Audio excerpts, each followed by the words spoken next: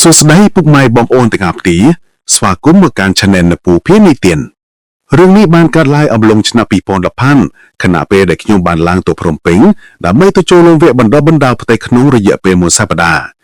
ខ្ញុំជាអ្នកនៅជនបទមិនដែលស្គាល់ក្រុងភ្នំពេញទេសូម្បីតែពេលឆ្លងភ្លើងម្ដងត្រូវចំណាយពេលយូរណាស់ខ្ញុំចេញទៅពីខេត្តតែម្នាក់ឯងទេ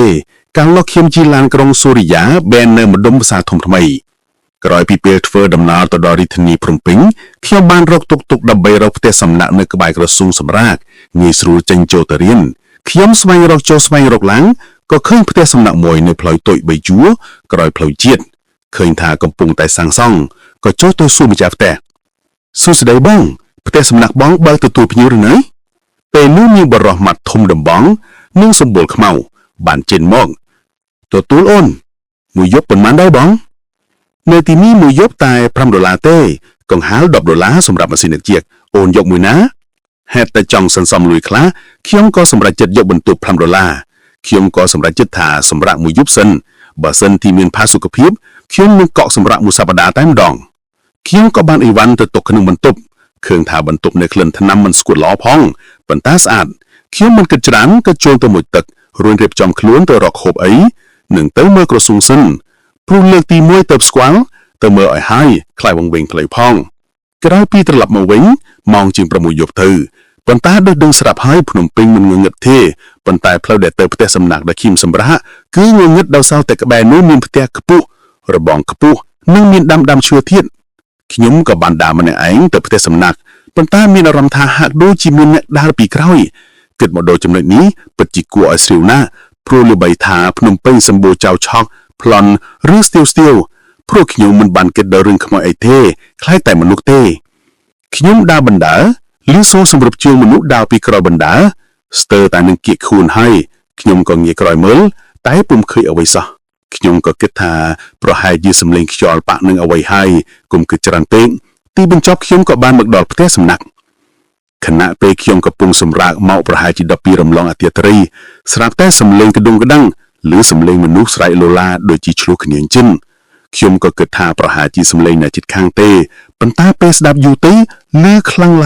ឡើងចេញពីបន្ទប់ទឹករបស់ខ្ញុំក៏បើកភ្លើងនិងបើកទ្វារបន្ទប់ទឹកមើល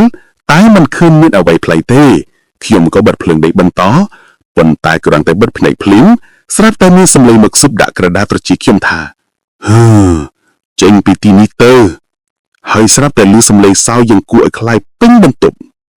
ខ្ញុំក៏ស្ទុះបើកភ្លើងរួចបើកទ្វារចេញពីបន្ទប់មកក្រោកម្ចាស់ផ្ទះហៅយ៉ាងណាក៏គាត់មិនព្រមបើកទ្វារបន្ទប់ខ្ញុំបល់គំនិតហើយចង់សួរគាត់ថាមានរឿងអីឲ្យប្រកាសដោយអស់សង្ឃឹមខ្ញុំក៏ត្រឡប់មកបន្ទប់វិញបើកភ្លើងរហូតស្រាប់តែពេលនោះដែលភ្លើងភ្លឹបខ្ញុំបានឃើញភ្នែកមួយគូក្រហមធំប៉ុន្តែទាត់គ្របដោយឈាមហើយមានធ្មេញធំសោយតាមបុកអុយដាក់ខ្ញុំសំខាន់ក្លិនស្អុយដោយកម្រងទៀតណាមួយរៀងខ្លាចផងក៏រត់ទៅបើកទ្វារតែទ្វារខ្ញុំបែរជាជាប់សោទៅវិញខ្ញុំភ័យណាស់ក៏ស្រែកឲ្យគេជួយស្រែកឡើងភ្លាក់សំឡេងប៉ុន្តែមិនមាននរណាម្នាក់បានឮនឹងចិនមករកខ្ញុំឡើយខ្ញុំក៏តាំងស្មារតីបើកទ្វារទៀងផងទាត់ផងទីបញ្ចប់ខ្ញុំធ្វើបានសម្រេចខ្ញុំរត់ចេញមកខាងក្រៅហើយងាកមកផ្ទះសំណាក់នោះឃើញថាមានសភាពចាស់ទ្រុឌទ្រោមខ្លាំងណាស់បន្ទប់ខ្លះត្រូវបានគេវិបំផ្លាយទៅហើយខ្ញុំក៏ឆ្ងល់ខ្លួនឯងថាមិនពេលដែលខ្ញុំមករកផ្ទះសំណាក់ពុំមានឃើញភ្ញៀវណាម្នាក់ទេសូម្បីតែតាមផ្លូវក៏ស្ងាត់មនុស្សផងភ្លាមនោះសំឡេងឆ្កែលូយ៉ាងខ្លាំងខ្យល់ត្រជាក់ស្រឹបខ្ញុំញើអស់ទាំងខ្លួននៅពេលអ្វីមួយយ៉ាងកំពុងនៅពីលើក្បាលខ្ញុំពេលខ្ញុំបានក្រឡេកទៅខ្លួនភ្លេកមួយគូនោះកំពុងតែពីលើក្រហមលីឈាមស្រក់មកតក់លើក្បាលខ្ញុំក៏ស្រែកឡើងភ្លាក់សំឡេងស្រាប់តែមានសក់យ៉ាងធំគ្របមុខខ្ញុំជិតឈឹងខ្ញុំមិនដឹងយ៉ាងម៉េចក៏សន្លប់បាត់ទៅពេលដឹងខ្លួនឃើញថាខ្លួនឯងកំពុងតែឲ្យបំបោចុកដេកនៅទ្រង់ដើមស្វាយតាមផ្លូវទៅវិញខ្ញុំឆ្ងល់ណាស់ប៉ុន្តែមិនដឹងធ្វើយ៉ាងម៉េចក៏បន្តដើរឃើញមានផ្ទះសំណាក់ក្បែរនោះម្ចាស់ផ្ទះសំណាក់បានញ៉ាំមកសួរខ្ញុំថាខ្ញុំមកពីណាបានជាមកដេកនៅតាមផ្លូវបែបនេះខ្ញុំក៏រៀបរាប់ប្រាប់គាត់ថាដោយសារតែផ្ទះសំណាក់នោះពិតជាមានមែនតែត្រូវម្ចាស់ទុកចោលដោយសារជាប់ចំពាក់បំណុលច្រើនពេកម្ចាស់រត់ចោលហើយមានកម្មករបានស្លាប់នៅទីនោះសូម្បីតែផ្ទះសំណាក់របស់ខ្ញុំក៏មិនសូវមានភ្ញៀវដែរដោយសារតែនៅក្បែរគីមីដែរប៉ុន្តែផ្ទះរបស់ខ្ញុំមិនអីទេអូនអាចសម្រាកបានខ្ញុំក៏បានចូលទៅសម្រាកនៅផ្ទះសំណាក់ថ្មីនោះ រហូតដល់ភ្លឺហើយក៏បានចូលរួមវគ្គបណ្ដុះបណ្ដាលពេញមួយសប្ដាហ៍និងបានត្រឡប់មកវិញដោយសុខសាន្ត